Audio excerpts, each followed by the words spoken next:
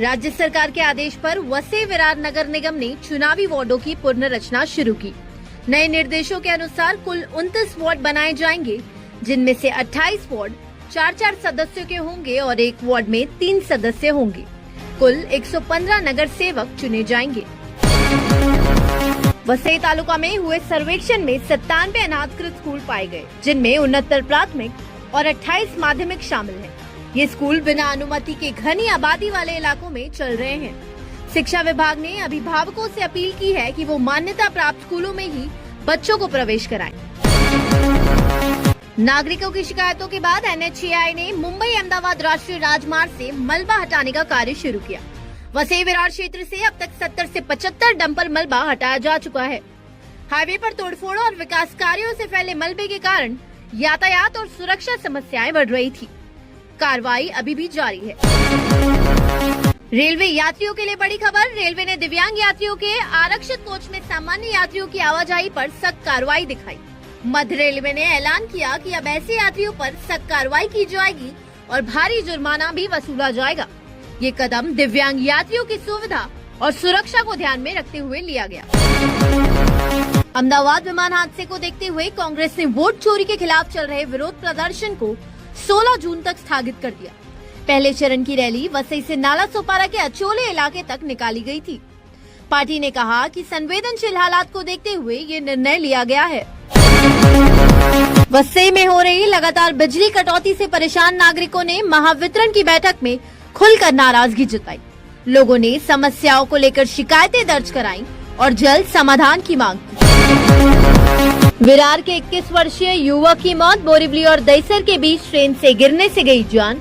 Reports के अनुसार युवक सुबह 5:30 बजे की विरार अंधेरी स्लो ट्रेन में था सवार। रोजाना बढ़ते हादसों और मौत के आंकड़ों ने यात्रियों और प्रशासन की चिंता बढ़ाई। विरारपुर के करनजोड़ गांव स्थित एक फार्म हाउस में नकली गुटखा बनाने की फैक्ट्री का हुआ भांडाफोड़। पुलिस ने छापेमारी कर 23 लाख का माल किया जब्त। इस मामले में 10 लोगों पर केस दर्ज किया गया। बोईसर तारापुर क्षेत्र की सड़कों की खुदाई के बाद हालत बदतर हो गई। अधूरे निर्माण, गड्ढे, बिना बैरिकेड्स के रास्ते और ट्रैफिक अव्यवस्था से स्थानीय लोग हुए बेहद परेशान। MIDC ने 15 जून से कार्य अस्थायी रूप से रोकने और सुधार के निर्देश देने का आश्वासन दिया। नायगांव क्षेत्र में प्री मानसून बारिश ने तोड़ डाली सड़कें। जगह जगह गड्ढों और जल जमाव के कारण यात्रियों और वाहन चालकों को भारी परेशानियों का सामना करना पड़ रहा है।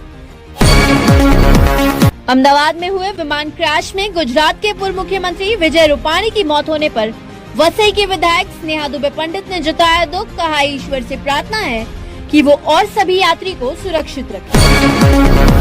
नाला सोपारा में जमीन विवाद के चलते एक व्यक्ति की हत्या की कोशिश की गई। आरोप जमीन माफिया पर लगे हैं। पेलार पुलिस ने FIR दर्ज कर जांच शुरू की।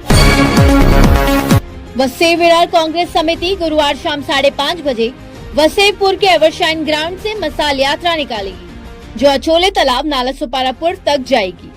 ये यात्रा राहुल गांधी के आरोपों और चुनाव आयोग से जवाबदेही की मांग के समर्थन में है। वसईपुर में बिजली कटौती के कारण उत्पादन रुकने से हजारों लोगों की रोजी रोटी पर संकट आया।